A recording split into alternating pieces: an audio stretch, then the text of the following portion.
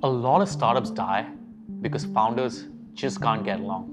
They can't agree on who's in charge, how hard to work, or when to sell the business.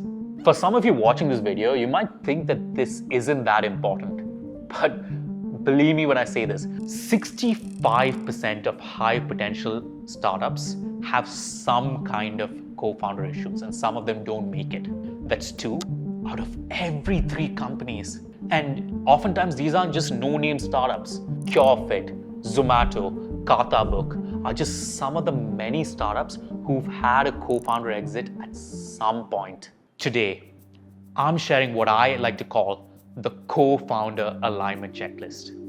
It's a list of questions that I've curated based on my experience coaching founders, as well as from building companies like SpotDraft that went on to raise over $75 million in venture capital. This checklist is meant to force founding teams to have the uncomfortable conversations now so that all of you can build your business with the right person. I've linked the checklist in the description below, but right now we're going to walk through the 4 biggest areas that you need to discuss and align on before you start building this company. The first area is what I like to call the daily grind. It covers all the logistics of running your startup. Here's a question I want you to ask your co-founders. What sounds like hell to you in terms of workload? I'm sure there's a founder listening to this who may be totally okay working every single weekend for the next 2 years. Someone else listening to this may not want to compromise their weekends. Neither person is wrong. But if I'm going to be grinding until 2 a.m. and you clock out at 6 p.m. because you value work-life balance, we're going to hate each other. And we're probably going to get into a fight. This section may sound silly and trivial to discuss compared to the larger vision and your overall product strategy. But get the logistics on paper. You're going to thank me for it. The next thing you should discuss with your co-founder is around ambition. Imagine this scenario. Your company is doing great, and 3 years from now, someone offers to buy it for $20 million. Let's assume you bootstrapped it up until this point, and you both have gone 50-50 in terms of your overall equity split. That's $10 million each. That's life-changing money in my opinion. Would you want to sell? Or would you want to say no and try and build a billion-dollar company? Again, there's no right answer. But there's a wrong combination of founders.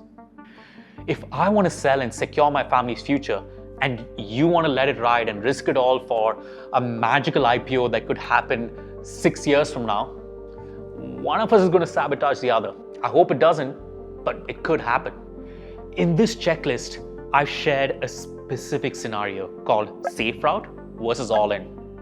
And it's going to force you to choose between building a profitable, calm business or a high burn, high risk venture-backed startup. You can't drive a car if one person's hitting the brakes and the other person's pressing the accelerator. You both have to be aligned on how to drive this car. The next section is the part that nobody really wants to talk about just because of how uncomfortable the questions are, but is the actual prenup. It's very easy to split equity 50-50 when the company is worth 0, but it's going to be really hard to fix this when there's actual money involved. This is what I want you to do. I want you to look at your co-founder in the eye and ask, what happens if you really fuck up?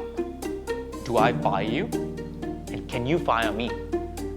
This is something I see whenever it's friends starting companies together. They say stuff like, hey, we're equals and we make all decisions together. We're such great friends. But this isn't the right way to build a business. What's going to happen if you guys disagree on a product direction? Who makes the final call? You need a mechanism for breaking ties. And it could be as simple as like, hey, the person who's handling that area of the business is the final decision maker. But you need to have that discussion.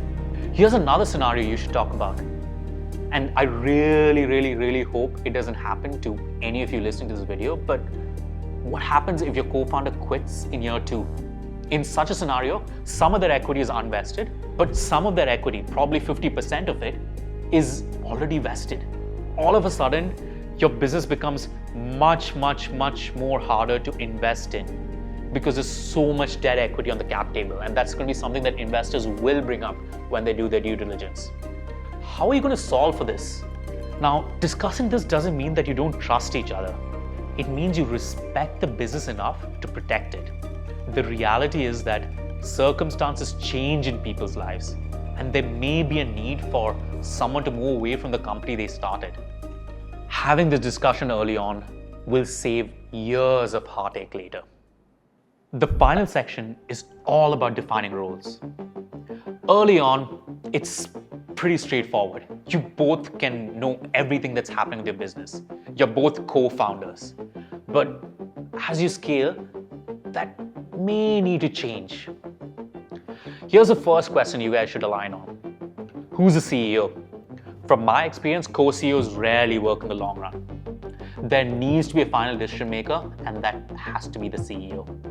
Another thing that I've seen happening is that as the company grows, the job that a founder does also ends up changing.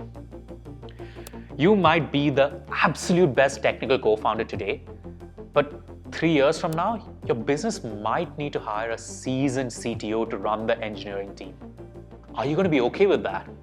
It's normal to have your ego tied to your title, but if that happens, you're going to be the bottleneck for your own company. You ideally should make a decision on whether is the goal of running this business to be the boss or build the biggest company possible and make sure it wins. This may sound like a trick question, but the reality is that it's totally fine to build a business to be the boss forever and run it the way you want to. Just make sure your business partners are also aligned here. Look, I know this list is heavy. Going through these questions might lead to a fight. And honestly, that's a good thing. I would rather you fight now in a coffee shop or in your dorm room while the stakes are super low than fight 3 years from now when you have 50 employees and you've already raised $20 million from the likes of Axel and Peak 15. I've put a link to this alignment checklist in the description below. My advice to you is to print a copy for each of your co-founders. Go to a bar if you're over 21 or to a coffee shop, fill them out separately, and then compare your answers. I've worked with founding teams who've done this, and this is really a trust-building exercise for them. And the reality is that there are going to be certain areas where you and your co-founders align perfectly, while there are going to be certain areas where you guys don't. And that's okay. The important thing is to have a discussion and then get to alignment.